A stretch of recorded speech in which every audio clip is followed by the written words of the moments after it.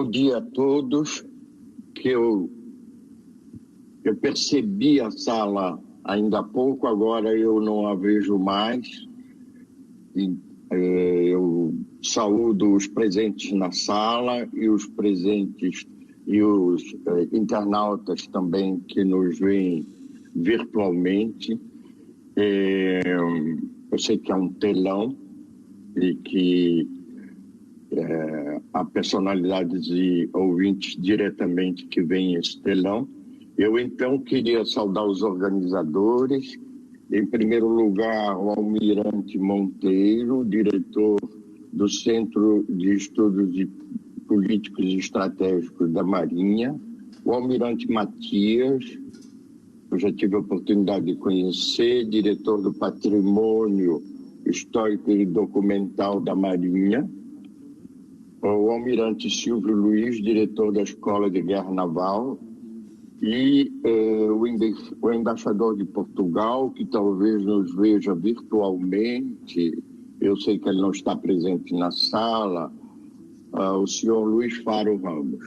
Eu queria saudar também todos os oficiais presentes, todos os membros da gloriosa Marinha Brasileira e todos os ouvintes que nos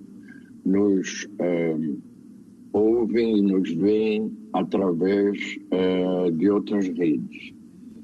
O tema que me foi indicado é o tema do imaginário do Atlântico no processo da independência do Brasil. Eu sou estudioso de História Marítima.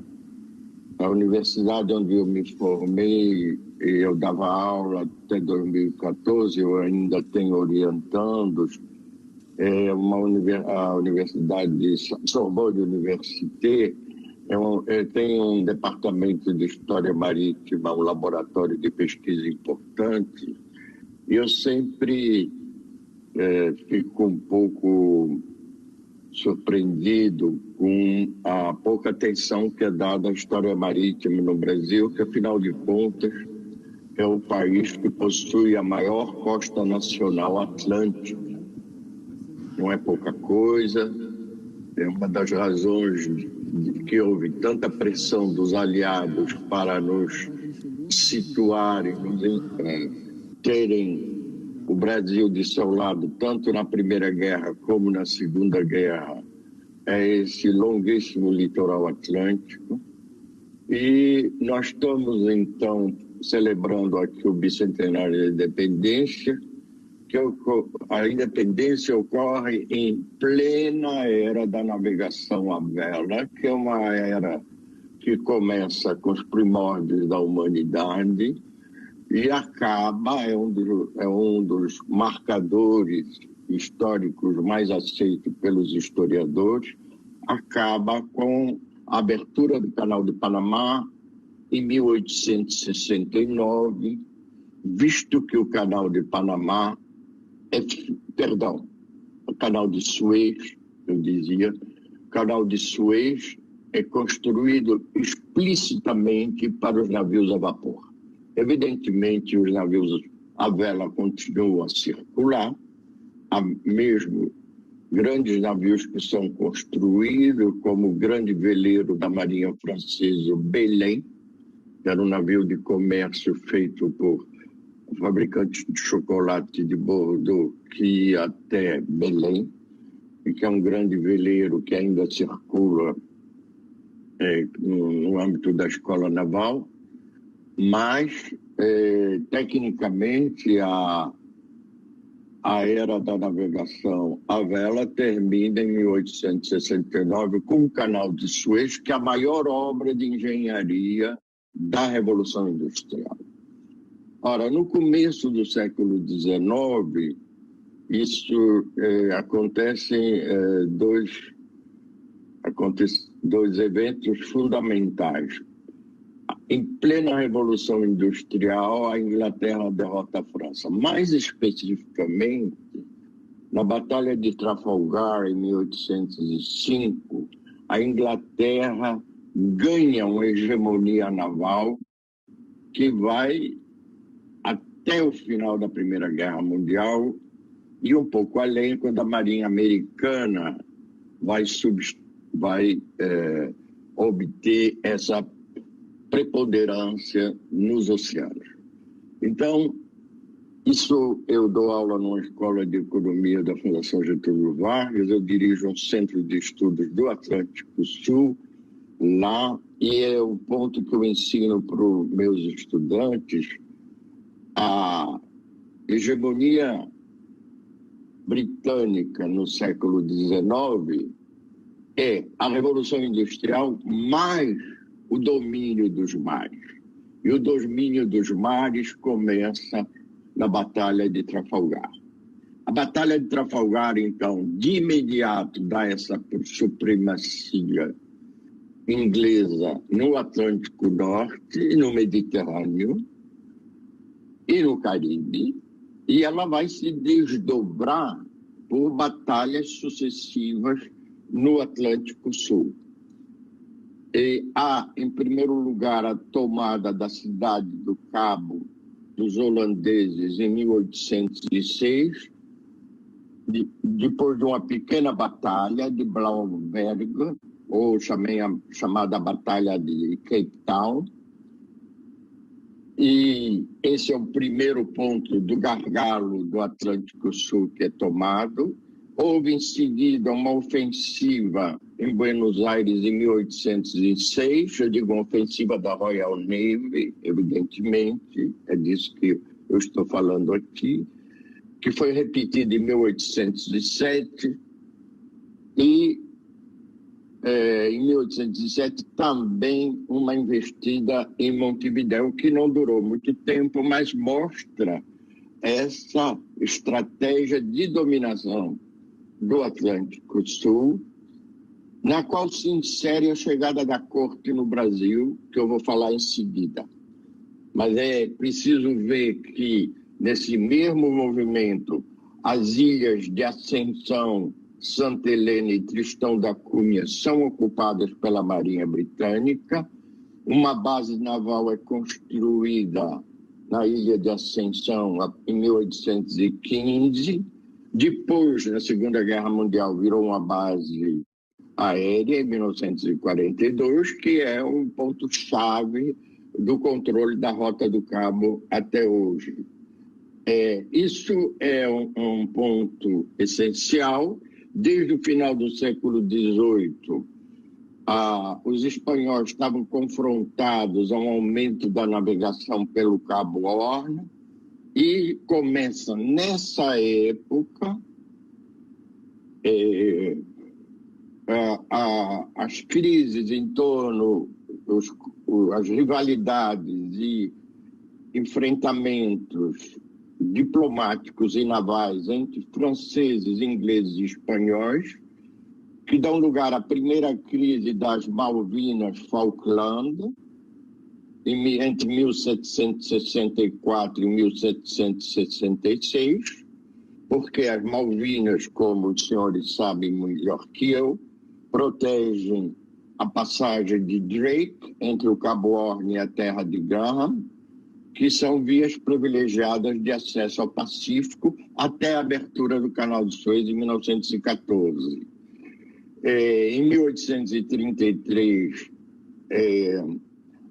a Inglaterra afirma a soberania nas Malvinas Falkland, levando a esse contencioso com a Argentina, que não se resolveu até hoje, e que pode ser aguçado com a saída do Reino Unido da União Europeia, porque agora o Reino Unido não tem mais a solidariedade automática da União Europeia no contencioso com a Argentina, e porque a Espanha, que continua um membro ativo da União Europeia, tem seu próprio contencioso com o Reino Unido a respeito de Gibraltar.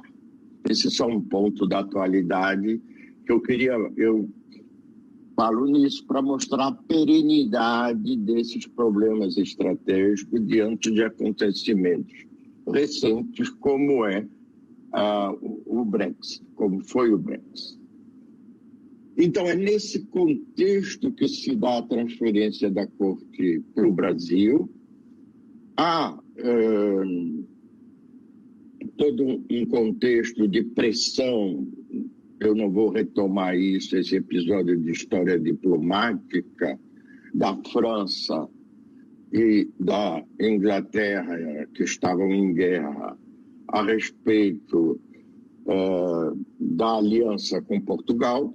Mas, já em 1807, a França e a Espanha assinam o Tratado de Fontainebleau, que tem como objetivo a partilha de Portugal entre a França e a Espanha e a divisão de suas colônias entre os dois países. E 28 mil soldados franceses recebem autorização de passar para o território espanhol. Isso já em outubro de 1807, e é em 29 de novembro de 1807 que se dá a partida da família real e da corte para a Bahia e depois para o Rio de Janeiro, a saída de Lisboa. A situação dessa partida é um efeito da pressão inglesa muito claramente. Lord Strangford, que era o embaixador britânico em Lisboa e que organizou essa saída, a família real, os poucos navios portugueses disponíveis trazem a família real, são comboiados pela Royal Navy, pelos navios de guerra da Royal Navy, e numa despacho diplomático para Londres, o Lord Strangford disse que dizia que a Inglaterra ficaria, com essa transferência da corte, em posição de criar uma relação de soberania nos dois Brasis. Nos dois Brasis, ele estava se referindo ao antigo estado do Grão-Pará e Maranhão e ao estado do Brasil, propriamente dito, que começava no Cabo dos Touros, no Rio Grande do Norte. Isso é muito interessante, e eu agora vou dar um salto um pouquinho para frente. Em 1839, quando, no contexto de uma crise muito grande entre a Inglaterra e Portugal, que vai redundar no Palmerston Act de 1839, o nome do então Lord primeiro-ministro inglês Palmerston. Ele também foi ministro do exterior em vários momentos, ele teve uma carreira muito longa.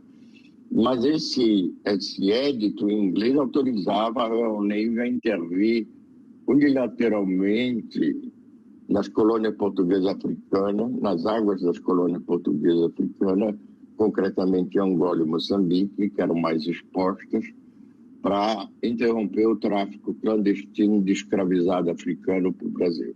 Esse é o ponto central em torno da independência do Brasil e da vinda da corte. E no contexto dessa polêmica, desse contencioso diplomático entre a Inglaterra e Portugal, o embaixador inglês em Lisboa, Howard de Auden, Lord Howard de Auden, manda um documento para o Visconde de Sá da Bandeira, recapitulando que era o primeiro-ministro de Portugal, recapitulando a longa lista de benefícios que Portugal tinha tirado do apoio inglês. E ele, em certa altura, dá grande destaque à segurança naval que a Royal Navy garantiu a transferência da família real de Lisboa para o Brasil em 1807. A resposta do Visconde do Sá da Bandeira é muito reveladora. Ele diz o seguinte: O governo britânico influenciou a corte portuguesa, que podia ter deixado Lisboa e se estabelecer de maneira segura na Ilha da Madeira. O governo britânico, então, encorajou a corte a mudar para o Brasil, porque já tinha a ideia de obter as vantagens econômicas da abertura dos portos do Brasil para o Império Britânico. Isso é uma coisa muito interessante e merece uma reflexão. Vejam bem, como eu disse logo no começo, desde 1805, a ameaça naval francesa sobre Portugal, ou sobre qualquer aliado da Inglaterra, era zero. A frota francesa e uma parte da frota espanhola, aliás, aliada da França, estava no fundo do mar, graças à vitória de Nelson em Trafalgar. Ora, a corte poderia ter se estabelecido muito bem na Ilha da Madeira, é isso que indica o Visconde de Sá da Bandeira, onde o clima era muito mais agradável, estava mais implícito, porque o Rio de Janeiro havia uma grande inquietação, porque era conhecido a existência de epidemias tropicais e vários problemas nesse porto tão longínquo. É um fato inédito na história da Europa, essa transferência da corte para o outro lado do oceano. E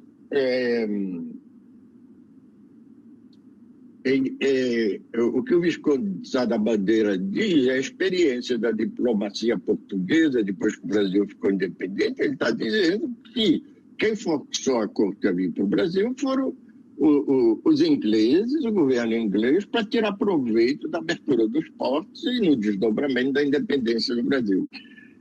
Há toda uma tradição historiográfica brasileira que interpreta essa transferência da corte como um desejo de Portugal de desenvolver o Brasil.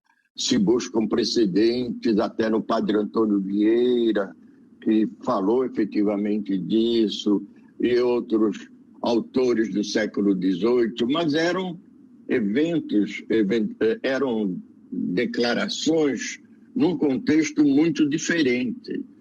Aqui se tratava de transferir provisoriamente a capital no momento em que a família real e o próprio soberano, a própria rainha, aliás, era a rainha Dona Maria, o João VI vira João VI, ele é príncipe regente ainda no Brasil, e a família real toda ser capturada pelas tropas francesas, e como aconteceu na Espanha, não é? Com os Bourbons da Espanha. E isso, então, é preciso lembrar, aí essa transferência não é uma transferência de uma vez só. Houve 3 invasões em Portugal, como se sabe. A primeira invasão é a que chegou a Lisboa, de Junot, e ficou de novembro de 1807 a novembro de 1808. A segunda invasão foi a do Marechal Soult, de janeiro de 1809 a maio de 1809. A terceira invasão do general Masséna foi de setembro de 1810 a outubro de 1810. Essa invasão de Lisboa, mesmo quando Junot estava em Lisboa, ele concedia visas para quem queria vir ao Brasil. Bastava pagar lá, ele cobrava lá uma taxa e dava visa. A pessoa alegava que tinha família no Brasil ou que tinha vindo gente com a família real para o Brasil, e ele dava sem problema registro disso. Eu li recentemente uma documentação sobre isso. Então, o cálculo que se faz, chegaram tantas pessoas no navio com com a frota que primeiro foi para Bahia e depois chegou no Rio de Janeiro. Não é bem assim. Chegou gente de Portugal para vir à corte para o Rio de Janeiro até 1821, até o retorno de João VI, até a véspera da independência do Brasil. Vejam bem, mesmo quando o Junot estava em Lisboa, a Royal Navy imediatamente bloqueou o Rio Tejo, fez um bloqueio naval. Então havia muita gente que podia ir com um barquinho pequeno de noite, ou da margem esquerda do Tejo até a esse bloqueio naval, até esses navios de guerra britânico e de transporte que estavam bloqueando o Tejo. Depois havia navios que os levavam a Liverpool, e de Liverpool eles vinham para o Rio. Eu estou dizendo isso para mostrar que houve um fluxo contínuo de funcionários, de famílias de Lisboa para o Rio a partir de 1808. Não é só a chegada da corte. Quando, então, há esses eventos todos que vão levar à independência, a declaração de independência do Brasil, que só vai ser reconhecida pela Inglaterra e por Portugal em 1825, e pela comunidade internacional. Eu queria lembrar aqui que a Inglaterra é que dava as cartas, porque ela era a ONU, porque o sistema diplomático dela dominava o mundo. Ela era o que seria o FMI hoje, porque eram os bancos britânicos que financiavam os novos países independentes da América Latina e mesmo o Império Otomano, em particular o Banco Rothschild, ou Rothschild, como se diz em inglês, que vai dar o primeiro empréstimo depois da independência do Brasil.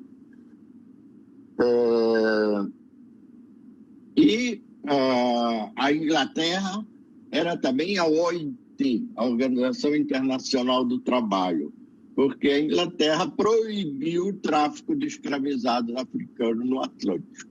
Ela vai mudar a base do sistema escravista com essa proibição, e é disso que eu vou falar. Agora, a notícia da independência do Brasil chega rapidamente na África, quase simultaneamente a Portugal, e a primeira reação, digamos, oficial que há é no forte de ajudar, que tem autores brasileiros que pegam a fonética francesa e chamam Uidá. Ajudar é o nome português do forte, eu fico com o nome português, que era dirigido nessa época por um célebre comerciante de escravizado de africano, Francisco Félix de Souza, que era um baiano,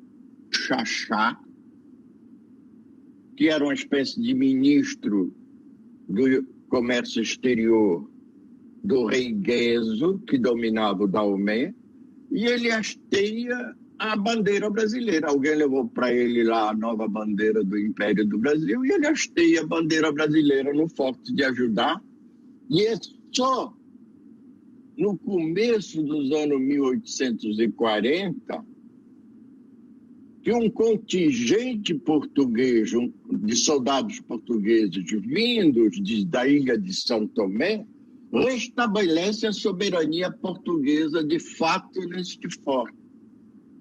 Então, veja bem, esse é um primeiro reflexo dos enclaves negreiros da África se unir ao Brasil. Isso é acompanhado para a emergência e o medo de Portugal do surgimento de partidos brasileiros, abre aspas, a movimentações de grupos de comerciantes ligados ao Brasil querendo aderir à independência do Brasil. Há um episódio naval interessante quando almirante Cochrane vai com a pequena flotilha dele para Belém, para São Luís, para cercar São Luís, onde ele entra no final de 1823, em novembro. Quando ele está indo da Bahia para o Maranhão, ele pega, como todos os marinheiros sabem, estudiosos de história marítima sabem, a corrente das Guianas, a partir do Rio Grande do Norte, que o obriga a navegar bem mais ao norte que o Maranhão para dar uma volta e poder, de novo, pegar o anticiclone de Santa Helena, as correntes equatoriais, a parte superior do anticiclone e das correntes marítimas que o levam até o Maranhão. Eu queria assinalar que Cochrane conhecia bem essa navegação. Antes ele estava no Chile, mas antes de estar no Chile, ele tinha estado nos Açores, já, no quadro quando ele ainda era oficial da Royal Navy, antes dele ser demitido em 1814, como se sabe lá no incidente que eu não vou entrar. O fato é que, quando Cochrane estava dando essas manobras para poder voltar e entrar para São Luís, ele foi observado por um navio mercante que estava indo para Lisboa e deram alarme a Lisboa que havia navios com bandeira do Império nessa altura, nessa latitude do Atlântico. E em Portugal, imediatamente, houve um rebate, um alerta, porque se pensava que essa frota do almirante Cochrane fosse para Angola, para ocupar Angola em nome do governo do Rio de Janeiro. Não era só eles que pensavam isso, os portugueses. Isso foi dito na Assembleia Constituinte, criada depois da independência, da Declaração da Independência. Em 1823, o então deputado Nicolau Vergueiro, um homem importantíssimo nos primeiros 50 anos da história do Brasil, depois será regente, senador, ministro várias vezes, o Nicolau Vergueiro propõe um apoio brasileiro aos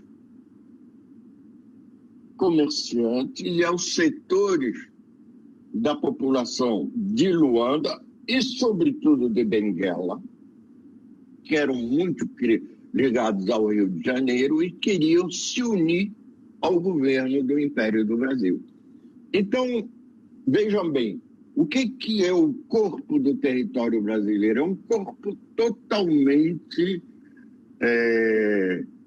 diferente do que a gente imagina essa unidade territorial. As reações do imaginário atlântico correspondem ao espaço geopolítico e econômico e náutico que existia desde o século XVI, que eu chamo Oceano Etiópico, que é assim que era chamado, que é esse sul atlântico que une o Brasil e principalmente o Estado do Brasil, isto é, o miolo escravista do Brasil, a África Ocidental Portuguesa e aos enclaves portugueses da África em geral.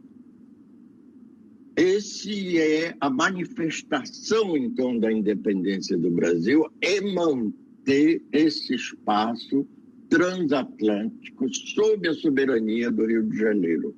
Do lado oposto, o estado do Grão-Pará e Maranhão, isto é, o Maranhão e o Pará, concretamente, eu queria lembrar que o Pará incluía a Amazônia inteira, sem falar do Amapá,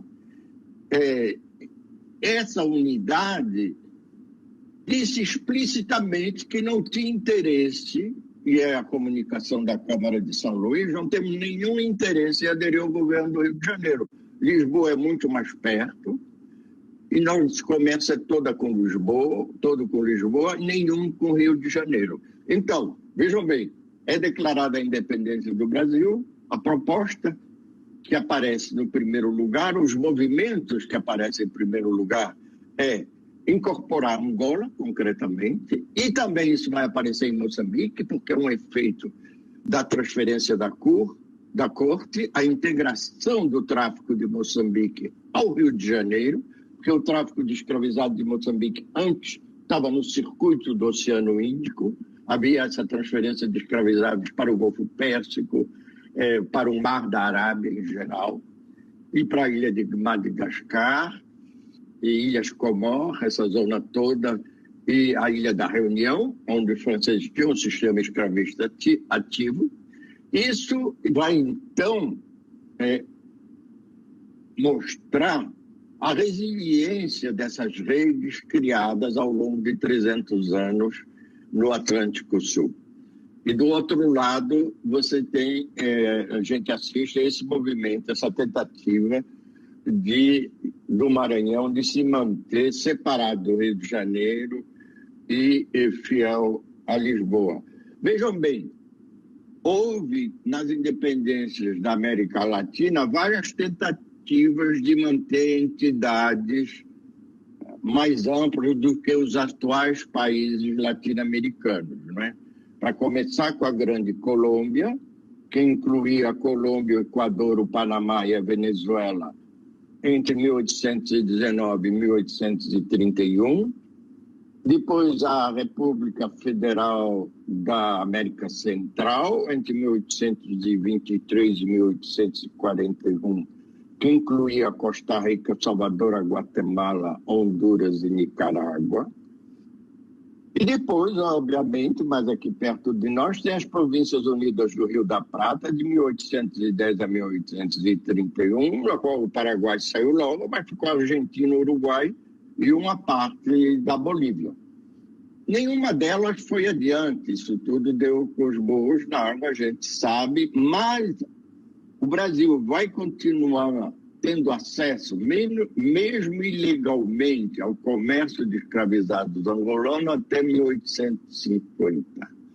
E acontece um fenômeno aí que é preciso também chamar a atenção, que a chegada da corte, ela provoca convergência, uma tríplice convergência. Primeiro, chega a administração monárquica portuguesa. Esse é o ponto que é quase sempre assinalado, onde se fala da corte, o Brasil será a única monarquia das Américas, haverá, então, essa distinção, a elegância de não ter um país, uma república e continuar com essas instâncias europeias aqui. Esse é um primeiro ponto. O segundo ponto, então você tem uma administração experiente, uma administração europeia experiente, que se instala no Rio de Janeiro. Isso não ocorreu em nenhum outro país latino-americano. Havia, evidentemente, em Washington, que acabava de ser fundado em 1800, uma administração federal americana. Ela era muito experiente, mas era um outro contexto. Nós estamos aqui numa administração monárquica centralizada, coisa que os Estados Unidos estavam longe de ser nesta época, e que tinha laços dinásticos de união com as monarquias europeias. Eu queria lembrar que, nesta época, todas as repúblicas estão na América. Não tem nenhuma república na Europa. Todas as monarquias estão na Europa. E o Brasil é a única monarquia, não é? A primeira república estabelecida definitivamente na Europa, fora os movimentos provisórios, é a Terceira República na França, em 1870, e Portugal, em 1910. Tinha a Suíça, mas a Suíça é um caso à parte. Né? A Suíça é totalmente diferente de tudo, não serve. É uma confederação, é uma coisa muito específica. Mas isso é para mostrar esse primeiro ponto da chegada da corte. O segundo ponto é o fato que a Inglaterra tem acesso à abertura dos portos. O Brasil vai ser o maior agroexportador da época. Por quê? Porque houve uma sequência de guerras, desde a Guerra Revolucionária Americana em 1776, que vão tirar a produção de arroz americana do mercado europeu, por causa da guerra, e uma parte do algodão. Depois tem a Revolução de São Domingos, Haiti, que vai provocar também uma ruptura da exportação de açúcar e café para a Europa. Há vários outros conflitos nas Antilhas entre franceses e ingleses que atrapalham as exportações agroexportadoras do agroproduto, enfim, do agronegócio, a gente chamaria hoje. E o Brasil, então, os portos são abertos, começa a exportar para a Inglaterra numa conjuntura em que os preços do açúcar, do algodão, do cacau, do linho, do pouco linho que havia, do tabaco e da nascente exportação de café, estão lá em cima em Londres. O Brasil, então, tem termos de troca muito favoráveis e pode importar muita coisa da Inglaterra. Entre essas coisas, ele vai importar também produtos de escambo na África. Isto é, ele importa da Inglaterra produtos que eram usados no comércio africano, que ele vai usar para importar mais escravizados para o Rio de Janeiro e para o Brasil em geral. Por quê?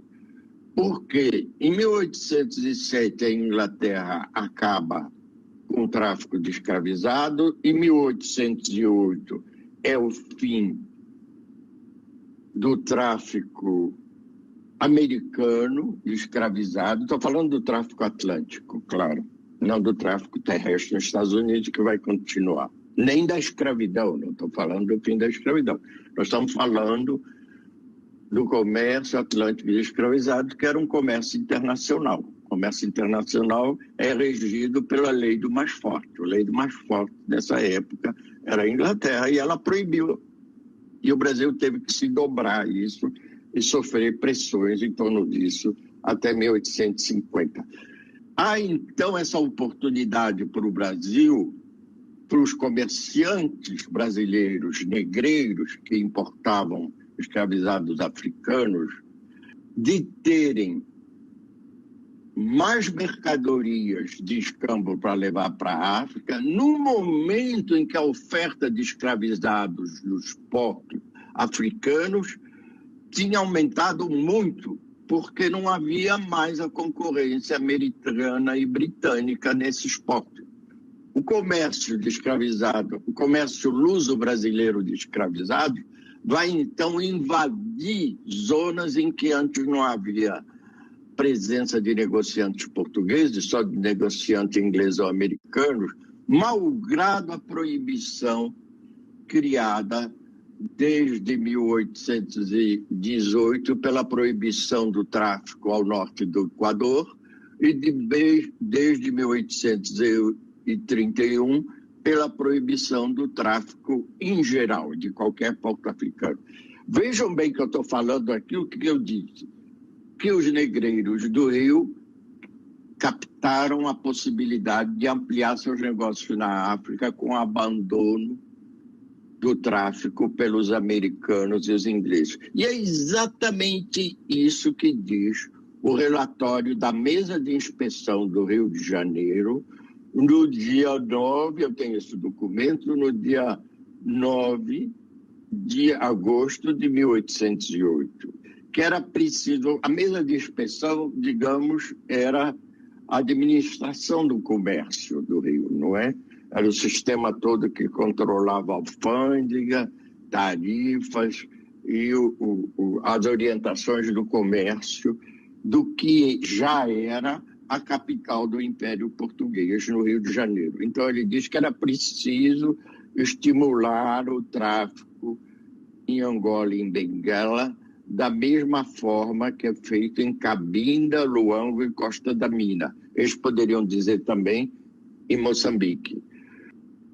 E aí eu vou citar, abre parágrafo, sendo esta, talvez, depois de tantos anos, de se fazer o comércio desta sorte sem desvantagem para a nação portuguesa, pela falta de concorrentes estrangeiros na costa.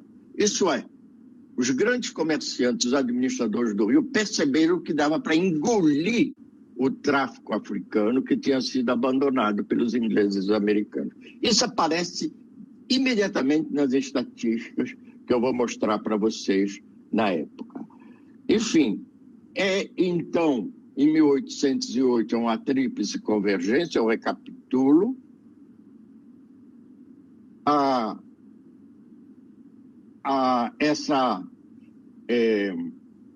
chegada da corte, não é? E que vai levar também à abertura do tráfico de Moçambique para o Rio de Janeiro, e essa administração experiente vai possibilitar que o governo do Rio de Janeiro resista até a 1850 às pressões para interromper o comércio de escravizados com a África. Vejam bem que é uma resistência muito importante ao sistema dominante inglês, sinistra, mas importante, nesse sentido, sinistra moralmente, historicamente, mas importante do ponto de vista para entender a independência do Brasil. A outra convergência é a abertura dos portos com a Inglaterra, para a Inglaterra, e a reexportação de produtos ingleses aí junto dos produtos brasileiros e portugueses para a África. E o terceiro evento que ocorre nessa época é a liberação de zonas maiores de outros portos africanos para os negreiros portugueses e brasileiros, porque esses portos são abandonados pelos ingleses e pelos americanos. Isso, então, é algo que é fundamental, porque a gente, de vez em quando, no Brasil, aparece essa história de perder o bonde, não é? Não tem, de vez em quando, essa história, perdemos o bonde em tal momento, perdemos o bonde em tal outro momento, as commodities, o boom demográfico, o bônus demográfico, quando a população brasileira estava crescendo de maneira acelerada, agora não está. Tem várias histórias assim de que perdemos o bonde. Todos os países têm essa coisa de perder o bonde. Eu tenho um amigo peruano, que o pai dele vivia dizendo para ele que os peruanos tinham perdido o bonde do guano. O guano era o fertilizante de dejeto de aves marinhas, que era o fertilizante dominante de exportação do Peru até a invenção do fertilizante químico na segunda metade do século XIX. Cada país tem ideia de ter perdido o bonde. Mas poucos, como o Brasil, e eu queria corrigir, entraram no bonde errado. Entrar no bonde errado é achar, em 1822, que você pode, contrariando a pressão inglesa, contrariando o direito internacional, continuar o tráfico de escravizados a despeito dos tratados internacionais assinados e das leis votadas pelo Parlamento brasileiro a partir de 1831. Isso é pegar o bonde errado, porque vai haver aí esse processo de extensão do escravismo no Brasil, que vai nos levar até 1888, com as consequências que vão ser dramáticas na história social e na história econômica brasileira, essa manutenção do latifúndio na história social, essa opressão da população afro-brasileira e esse problema todo que nos salta aos olhos também frequentemente. Eu queria agora mostrar o gráfico que eu pedi, o comandante Braga gentilmente vai pôr. Esses são gráficos que eu utilizo muito. Eu tirei isso, primeiro eu vou dizer a fonte, para quem estiver interessado e não conhecer ainda, tem um database com as estatísticas acuradíssimas do tráfico transatlântico de escravo. É só ir no Google e botar Slave Voyages, no plural. Você vai cair no Transatlantic Slave Trade Database. É essa sigla aqui, TSTD. Eu, então, peguei esses dados que estão consolidados lá e que hoje são indisputados. Eu não vou entrar no processo de constituição desse banco de dados, que eu acompanhei praticamente desde a discussão inicial, em 1985, num congresso sobre o tráfico de escravizado feito em Nantes, o grande porto negreiro da França, e que há brasileiros que trabalham. O Daniel Gonçalves é um historiador brasileiro que participa ativamente agora. O professor Manolo Florentino, que nos deixou este ano, lamentavelmente, também participou da constituição desse database. Eu, então, separei aqui a média decenal dos africanos desembarcados, deportados para as Américas, desembarcado, hein? Separei o Brasil, que está em azul, do restante das Américas. Então, todas as Américas, fora a América Portuguesa e depois o Brasil.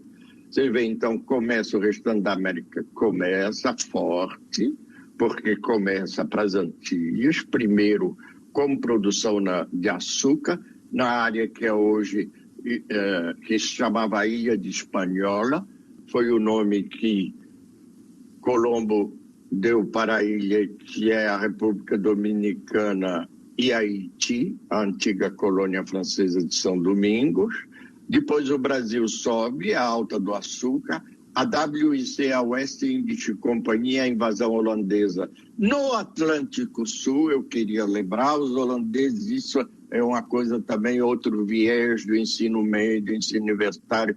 Os holandeses invadiram o Brasil? Não!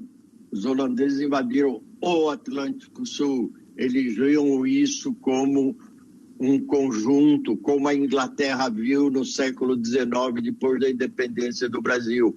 Por quê? Porque o Maurício de Nassau vai dirigir a colônia em Pernambuco e explica em Amsterdã que o que dá lucro ali é não só vender açúcar, mas é vender produtor de açúcar para os senhores, isto é, escravizado africano. Então tinha que ocupar Angola. E ele joga a frota dele para Angola, diante da hesitação dos acionistas da Companhia das Índias Ocidentais. A ação até cai da companhia. E a contraofensiva luso-brasileira será também simultaneamente em Angola e em Pernambuco, porque em 1848 sai do Rio de Janeiro a frota de Salvador de Sá, que expulsa os holandeses de Angola no ano da primeira batalha de Guararapes. Então, esse é um fenômeno importante que tem que ser visto dos dois lados do oceano. Saídos do Brasil, os holandeses vão lançar um sistema escravista nas Antilhas. A Inglaterra rouba a Jamaica da Espanha em 1655 e transforma numa colônia escravista também. E o sul dos Estados Unidos começa a produzir também tabaco. Há, então, uma concorrência nova no açúcar e no tabaco.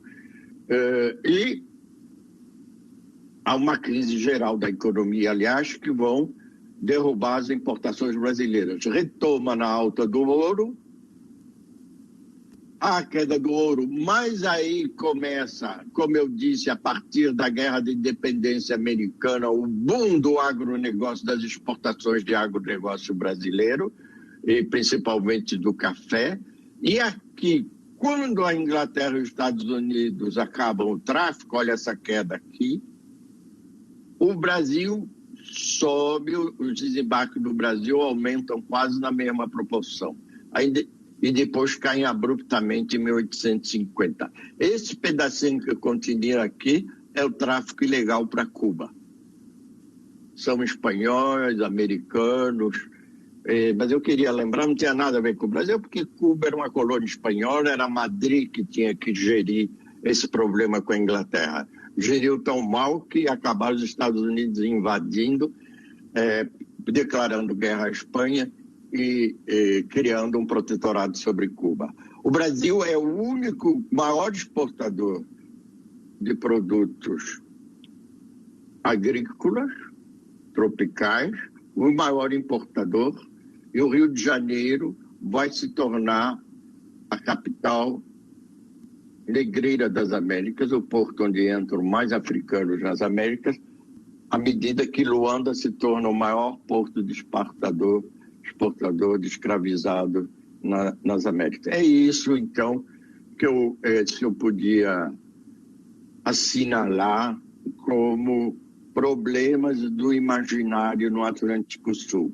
Houve uma parte da classe dirigente brasileira e da classe dominante que achou, que imaginou um Atlântico Sul do século XIX igual ao do século XVIII, igual ao do século XVII, isto é, o Brasil e o Rio de Janeiro, a Bahia e Pernambuco, em particular, ligados umbilicalmente a Luanda, a Benguela, a Judá e Guiné-Bissau. Isso não aconteceu e nós temos que meditar isso nesses 200 anos do centenário. Eu agora já tenho aqui uma pergunta que eu vou responder. Qual a melhor estratégia? O professor... Não, alguém me chama de professor José Alencastro. Eu me chamo Luiz Felipe de Alencastro. Eu acho que é Gabriel Soares, eu não sei. É um estudante de Relações Internacionais, está aqui. Qual a melhor estratégia que o senhor acredita que propiciaria uma maior ampliação quanto ao tema do mar e da defesa marítima? Eu acho que tinha que começar para dizer, desde o final do ensino primário, para os estudantes brasileiros, o Brasil tem a maior costa nacional atlântica. Isso é fundamental na história do Brasil. Isso explica uma série de eventos. Depois, no ensino médio, tinha que dizer, os holandeses invadiram o Atlântico Sul. Depois tinha que dizer, quando foi aberto o canal de Panamá, começa o movimento de reorientação da navegação do norte do Brasil para o norte, que vai se acentuar agora com a ampliação do canal do Panamá, que já foi feita, talvez com a segunda criação de um outro canal na Nicarágua pelos chineses. E quando vier a navegação mais regular no Ártico, que já existe, nós temos que repensar totalmente a estratégia. É isso. E o ensino da história marítima no Brasil. Se tiver outra pergunta, eu estou disponível. Se não, eu agradeço a atenção de todos e cedo a tela